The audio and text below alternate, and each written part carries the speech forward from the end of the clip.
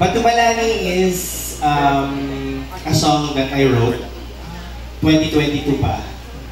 So, matagal na siyang nakabangko and my inspiration actually is from the title itself, Batubalani. So parang, if I'm not mistaken, na-encounter ko yung word somewhere in an article yata or a video. Tapos, I got curious kung anong meaning ng Batubalani. So, yung meaning ko ng Batubalani is magnet.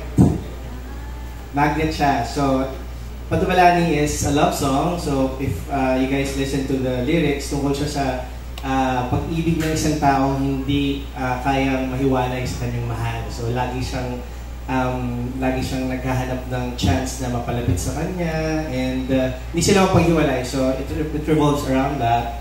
And I, as a big fan of mga K-drama, ganun sila, di ba, pag napapanood yung video, parang grabe naman sila, hindi sila paghiwalay, yung love nila against all odds, sila lang forever. So parang ganun, doon ko tumakbo siya. And di ba yung Batubalani, aside from magnet, parang attraction? Yes. Ikaw ba, Anthony, kanino sa showbiz ka nababatubalani? Uy, nababatubalani, marami. Nababatubalani ako pag nakikita ko si Miss Heart, sino ba? Si Miss Marian, yung mga beauty nila nakakabatubalani ko. So sila po yung mga nakakamagnetize sa akin. Tapos sabi mo ngayon, last single was 3 years ago. Yes. Bakit ang tagal na sundan?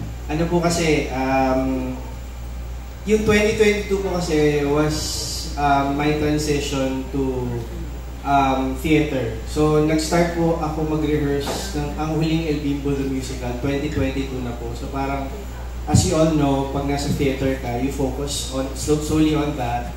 And parang, yun po, nawala na po yung attention ko sa paglabas ng kanta. Pero yun nga po, dahil hinahanap ko po ulit yung feeling ng merong bagong kanta at meron po mga matouch pa ng mga maraming tao with my song. Ayun po, naglabas po ako now. And thought, ito po yung perfect time for me, 2025. Kasi bilang ang tagal na nga po, tsaka marami rin naghahanap. And being a singer, siyempre singer ka, kailangan may kanta ka. So talagang naglabas po ako ngayon. And for my last question, nabanggit mo nga yung theater, may bago ka, di ba, yung Liwanag sa Dilim?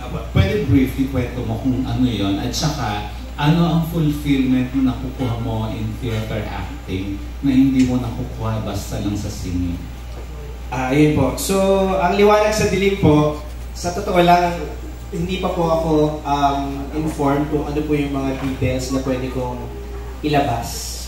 I will only base yung sasabihin ko po sa mga nabasa ko na. So, yung Liwanag sa Dilim po, revolves around the story of my character. Hindi ko alam kung pwede ko sabihin yung pangalan. But, I'm an orphan po, yung character ko. And then, tatakbo po siya sa story and sa journey po ng character ko. So, sa paghahanap po ng truth about himself. And also within the story po, meron po dong mga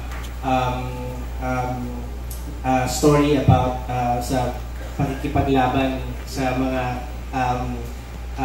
karapatan and sa mga sarili-sariling prinsipyo, mga paniniwala ng mga tao. So I think maraming Pilipino ang makaka-relate po dito and so far yun pa lang po yung masasabi ko.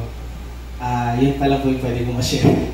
Konti-konti pa lang po kasi wala pa po kaming official press visit. Hindi pa po ako makapagsalita about it.